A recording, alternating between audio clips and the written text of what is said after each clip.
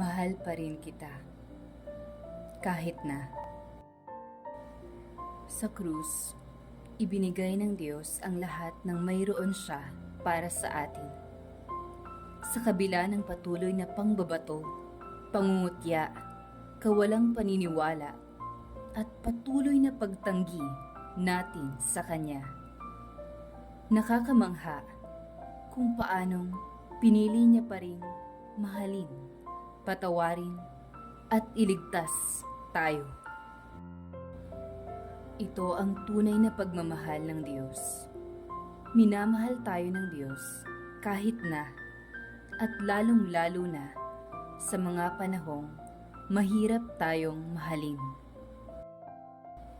Ang tunay na pagmamahal ay napatutunayan kapag nandyan na yung hirap.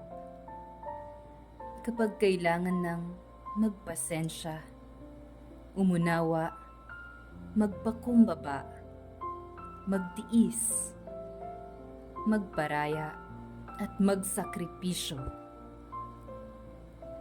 Ang tunay na pagmamahal ay yung sa kabila ng hirap at mga problema, nagpapatuloy pa rin. Hindi nang iiwan at hindi sumusuko. Naway lagi nating isaalang-alang ang kabilin-bilinan ni Jesus.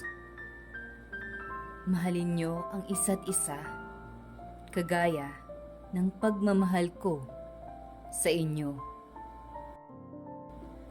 Naway mahalin natin ang ating kapwa, lalong-lalo na sa mga panahong mahirap silang mahalin.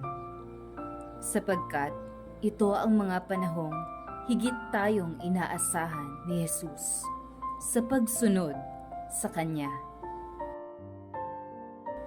Panginoon, turuan at tulungan niyo po kaming magmahal, kagaya ng pagmamahal mo sa amin.